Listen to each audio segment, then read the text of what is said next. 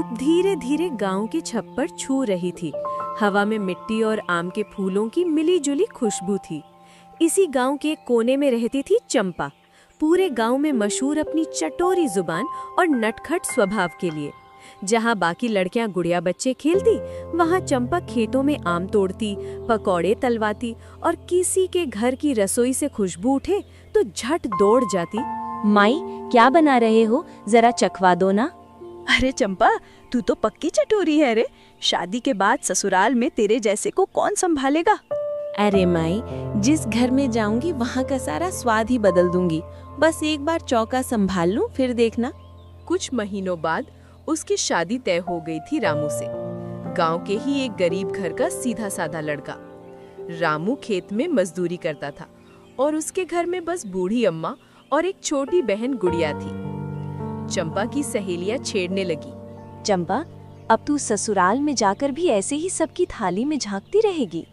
अरे, अब मैं ससुराल की रानी बनूंगी। सब मेरे हाथ का खाना खाएंगे और बोलेंगे हमारी बहू तो हाथों की जादूगर है। चंपा की शादी हुई। उसके चेहरे पर मासूम मुस्कान थी, पर अंदर का जोश भी किसी से छिपा नहीं था। रामू साधारण कपड़ों में थोड़ा झेंपता हुआ बैठा था। कोई ठाट नहीं, बस सादगी। चंपा की सहेलियां हंसने लगी। देख चंपा, तेरे दूल्हे की साइकिल की भी हवा निकली लगती है। कोई बात नहीं रे, मैं ही हवा भर दूंगी। बस प्यार से निभाए वो, बाकी सब मैं कर लूंगी। सबने विदा के वक्त चंपा को बहुत समझाया। बिटिया, गरीब घर है पर लोग भले हैं, अपने चटकारे को जरा संभाल के रखना। हाँ माई, पर अगर किसी दिन बेस्वाद दाल बन गई तो मैं थोड़ा मिर्च डाल दूंगी, बस। रामू का घर छोटा सा मिट्टी का था। एक कोने में चूल्हा, दूसरे में बिस्तर। चंपा ने चौखट पार की तो अम्मा ने आरती उतारी और बोली, आ बेटा, अब तू हमारे घर की लक्ष्मी है, जो है उसी में खुश रहना। अम्मा, जहाँ प्यार हो वहाँ सब कुछ स्वादिष्ट लगता है। अम्मा को उसकी बात सुनकर हंसी आ गई। अरे वाह बहू, तू तो बातों में भी नमक डाल देती है। शाम को पहली बार चंपा ने रसोई संभाली। घर में बस एक मुट्ठी चावल, थोड़ा सा आटा और कुछ सब्जियां थी। रामू ने संकोच में कहा, आज बस सादी खिचड़ी बना ले, घर में ज्यादा कुछ नहीं है। अरे रामू जी, स्वाद ज्यादा चीजों से नहीं, मन से बनता है। देखना, ऐसी खिचड़ी बनाऊंगी कि उंगलियां चाटते रह जाओगे। वो चूल्हे के पास बैठी, थोड़ा तेल डाला, प्याज तले, फिर दाल चावल और हल्का सा हींग डाला। सुगंध पूरे घर में फैल गई। भाभी, ये तो बहुत अच्छा महक रहा है। कहा था ना, बहू आई है तो खुशबू भी साथ लाई है। रात को जब सब सो गए, चंपा और रामू बैठे थे। तू तो सबको हंसा देती है, लेकिन ये गरीबी, डर नहीं लगता? गरीबी से नहीं डरती रामू जी, बस बेरुखी से डरती हूँ। अगर पति का साथ हो तो मिट्टी भी महक उठेगी। तू तो सच में अलग निकली चंपा। और आप भी वैसे ही निकले जैसे चाहती थी, सच्चे और मीठे। अगले दिन गांव की औरतें आईं। नई बहू कैसी है? सुनते हैं बहुत बातूनी है। बातूनी तो है, पर काम में तेज भी है। चंपा हंसते हुए सबके लिए गुड़ और पानी ले आई। एक औरत ने पूछा, बहू, तेरे मायके में क्या क्या पकता था? अरे माई, जो भी पकता था मैं सबकी थाली में झांक के देख लेती थी, फिर थोड़ा स्वाद बढ़ा देती थी। सब हंस पड़ी। शाम को चंपा ने नया प्रयोग किया। थोड़ा सा बेसन लिया, कुछ प्याज और मिट्टी के चूल्हे पर छोटे छोटे पकौड़े बना दिए। पूरा घर महक गया। भाभी, ऐसे पकौड़े तो हमने कभी नहीं खाए। तो अब से हर हफ्ते खाओगी। स्वाद में गरीबी का क्या काम? चंपा, तू जो भी पकाती है उसमें जादू होता है। क्योंकि उसमें थोड़ा प्यार, थोड़ा मसाला और बहुत सारा मैं होता है। सुबह का वक्त था। सूरज की हल्की किरणें रामू के मिट्टी के घर की दीवारों पर पड़ रही थीं। चंपा पहले ही उठ चुकी थी, आंगन में झाड़ू लगा रही थी और गुनगुना रही थी। सनवा के पिंजरे में मोर बोले रे। बहू, तू तो गाना भी मिठास में गाती है, जैसे गुड़ में रस। अम्मा, काम बिना गाने के फीका लगता है, जैसे दाल बिना नमक के। तो मतलब तू तो नमक बनकर आई है हमारे घर में? नमक नहीं, पूरी चटनी समझो। तीनों की हंसी से घर गूंज उठा। अब गांव की औरतों को नई बहू की तारीफ और बातें सुनाई देने लगी। कहीं कोई कहता, अरे वो चंपा बहू तो ऐसी बोलती है कि सबकी हंसी छूट जाए। हाँ रे, पर देखना, ज्यादा बोलने वाली बहुएं अक्सर सबका मन भी दुखा देती हैं। एक दिन पड़ोस की मालती चाची आई। उन्होंने आकर कहा, बहू, सुना है तू पकवान अच्छा बनाती है, चल आज हमारे घर आ, देखूं तेरे हाथ का स्वाद। क्यों नहीं चाची, पर एक शर्त है, जो बनाऊंगी पहले आप खाओगे। अरे तू तो नखरेबाज बहू निकी। नखरे नहीं चाची, बस आत्मविश्वास है। मैं जो बनाऊंगी सबको भाएगा। मालती चाची के घर चूल्हे पर चंपा ने बेसन के आलू के गोले निकाले और ऊपर से थोड़ी सी इमली की चटनी डाली। सुगंध चारों तरफ फैल गई। मालती चाची ने चखा। अरे बहू, ये तो लाजवाब है।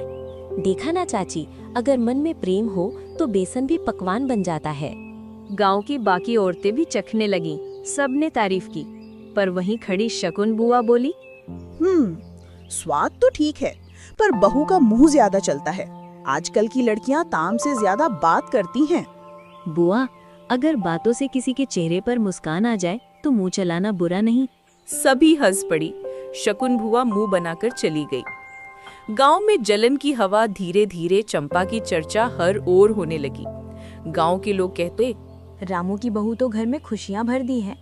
पर कुछ औरतें जलने लगी। देखो ना, आई तो गरीब घर में, पर चाल तो जैसे ठाकुराइन की। दिन भर गुनगुनाती रहती है, काम करेगी कि नहीं। बरसात का मौसम था। आसमान पर बादल घिरे थे और बिजली बार बार चमक रही थी। रामू खेत पर खड़ा था और उसके पैरों के नीचे से मिट्टी बह रही थी। उसके चेहरे पर बेचैनी थी। चंपा दूर से दौड़ती आई। रामू जी, क्या हुआ? देखो चंपा, सारा पानी खेत में घुस गया, धान की पूरी फसल बर्बाद हो गई। अरे रामू जी, फसल तो फिर से उग सकती है, पर हिम्मत अगर सूख गई तो कुछ नहीं बचेगा। अब क्या करेंगे चंपा, घर में दाना नहीं बचा, खेत डूब गया। हमारे हाथ अभी सूखे नहीं है रामू जी, जब तक मेहनत बाकी है तब तक उम्मीद जिंदा है। रात को चूल्हे के पास बैठी चंपा ने अम्मा से कहा, अम्मा, खेत तो डूब गया, पर घर के पीछे का जो आंगन है ना, वहाँ थोड़ी जमीन तो सूखी है। हाँ बेटा, पर उसमें क्या होगा? सब्जियां उगाएंगे, लौकी, भिंडी, टमाटर। थोड़ी जगह है, थोड़ा भरोसा भी। इतनी सी जमीन में क्या उग जाएगा? आपने सुना नहीं रामू जी, बीज छोटा होता है पर पेड़ बड़ा होता है। पर हमें सब्जी की खेती का इतना ज्ञान नहीं। ज्ञान नहीं, जरूरत है, और जरूरत सबसे बड़ा गुरु होती है। कर ले बहू, तेरे मन में जो जोश है वो शायद भगवान का इशारा हो। अगले दिन से चंपा और रामू दोनों सुबह सुबह मिट्टी खोदने लगे। चंपा ने गोबर की खाद डाली, पुराने टमाटरों के बीज निकाले और मिट्टी में गाड़ दिए। वो गुनगुनाती जा रही थी, मेहनत से मिट्टी भी सोना बन जाती है। तू तो गाना गाते हुए काम करती है, थकती नहीं? काम में मन लगा हो तो थकान भी आराम बन जाती है। कुछ दिनों में आंगन हरा भरा हो गया। छोटे छोटे पौधे उगने लगे, टमाटर के फूल, भिंडी की लताएं और लौकी की बेलें। अरे बहू, ये तो जैसे पूरा बगिया बना दिया तूने। अम्मा, जब मन में हरा रंग हो तो मिट्टी भी रंगीन लगने लगती है। 3 हफ्ते बाद टमाटर लाल हुए, कुछ भिंडी तोड़ने लायक हो गई। चंपा ने सब इकट्ठा किया और रामू को टोकरी थमाई। रामू जी, चलिए, आज से हमारा नया व्यापार शुरू होता है। इतनी थोड़ी सब्जी में क्या मिलेगा? कमाई नहीं, शुरुआत बड़ी होती है। चलिए, बाजार में मुस्कान भी साथ ले चलिए। रामू गांव के हाट पहुंचा। लोग उसके सब्जी के ठेले को देखकर बोले, अरे रामू, तू भी बेचने लगा? हाँ भैया, घर की उगाई है, अपनी बीवी के हाथों की मेहनत। इतने ताजे टमाटर तो किसी के खेत में भी नहीं देखे। क्योंकि इन्हें उगाया है मेरे घर की लक्ष्मी ने। लोगों ने धीरे धीरे खरीदना शुरू किया। पहले दिन थोड़ी ही सब्जी बिकी, पर सबकी तारीफ मिली। रामू घर लौटा और बोला, चंपा, तू सही थी, लोग ताजेपन का स्वाद पहचानते हैं। अब अगले हफ्ते ज्यादा सब्जी तोड़ेंगे। कुछ ही हफ्तों में पौधे खूब फल देने लगे। हर सुबह रामू और चंपा आंगन से टोकरी भरकर निकलते। कभी भिंडी, कभी टमाटर, कभी लौकी। घर खुशबू से महकने लगा। अम्मा बोली, बहू, अब तो हमारे घर में हरियाली ही हरियाली है। अम्मा, देखिए ना, ये मिट्टी हमसे कह रही है, धन्यवाद, तुमने मुझसे उम्मीद रखी। अब लोग मुझसे सब्जी मांगने आते हैं। पहले जो कहते थे कि ये गरीब है, अब बोलते हैं रामू के घर की सब्जी सबसे बढ़िया है। एक दिन हाट में सब्जियां इतनी बिकी कि रामू के पास नोटों की गड्डी हो गई। वो घर लौटा और चंपा के हाथ में पैसे रख दिए। ये लो चंपा, तेरी मेहनत का फल। मेहनत का फल नहीं रामू जी, ये तो हमारी मिट्टी का आशीर्वाद है। अब तो लग रहा है तू बहू नहीं, लक्ष्मी अवतार है। अब तो हम और भी सब्जी लगाएंगे और शायद छोटा सा ठेला भी खरीद लें।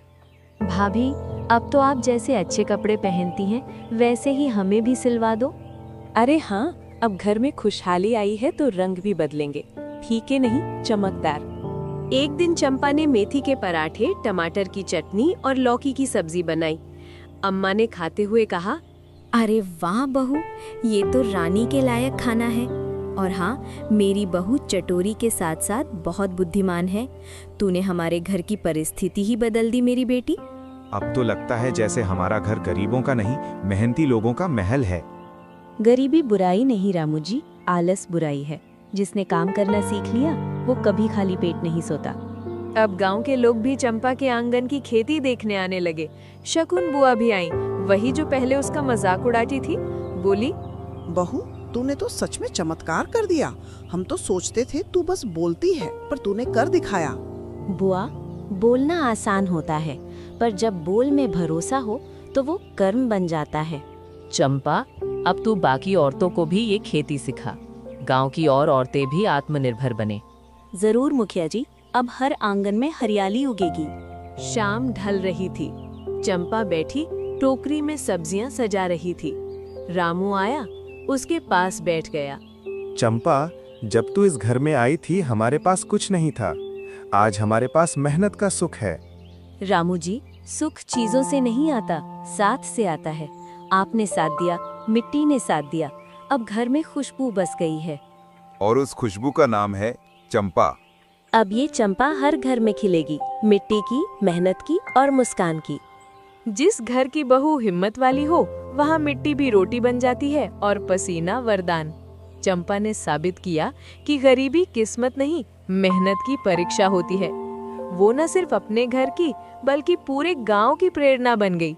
अब हर घर के आंगन में सब्जियां उगती और हर रसोई में खुशबू बसती। बरसात खत्म हो चुकी थी, आसमान नीला था, खेतों में हरियाली फैली हुई थी। चंपा और रामू की सब्जियों का व्यापार अब पूरे इलाके में नाम कमा चुका था। हर हफ्ते लोग कहते, रामू चंपा की सब्जी सबसे ताजी, सबसे स्वादिष्ट होती है। चंपा, तूने तो हमारे घर को पूरा बदल दिया। अब लोग हमें सब्जी वाले रामू नहीं, किसान रामू कहते हैं। नाम बदलना आसान नहीं होता रामू जी, जब तक इंसान खुद को नहीं बदलता।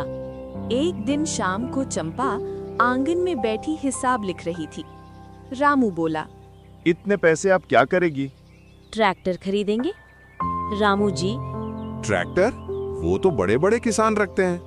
अब हम भी बड़े बनेंगे रामू जी, मेहनत से, ना कि शान से। जब तक दूसरों से खेत जोतवाएंगे, मुनाफा अधूरा रहेगा। अब अपने खेत की मिट्टी खुद पलटेंगे।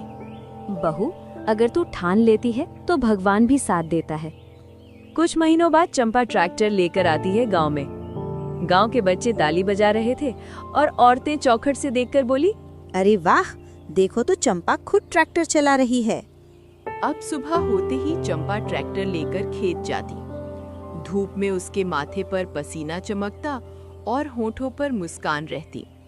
रामू खेत की मेड़ पर खड़ा देखता और गर्व से मुस्कुराता। अरे मेरी चंपा, तू तो पूरे गांव की मिसाल बन गई। रामू जी, जब औरत हल चला सकती है तो ट्रैक्टर क्यों नहीं? पहले लोग कहते थे बहू घर संभालती है, अब कहते हैं बहू खेत संभालती है।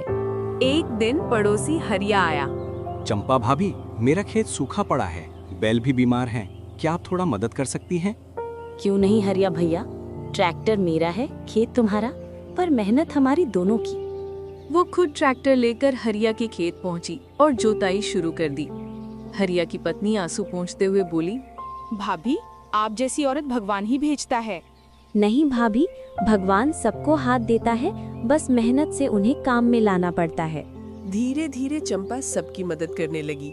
किसी की फसल बोती, किसी की जुताई करती और बदले में पैसे कम ही लेती। गांव की और औरतें थी अब खेतों में उतरने लगी। कोई सब्जी उगाने लगी, कोई पशुपालन करने लगी, और सब कहती, हम भी चंपा जैसी बनना चाहती है।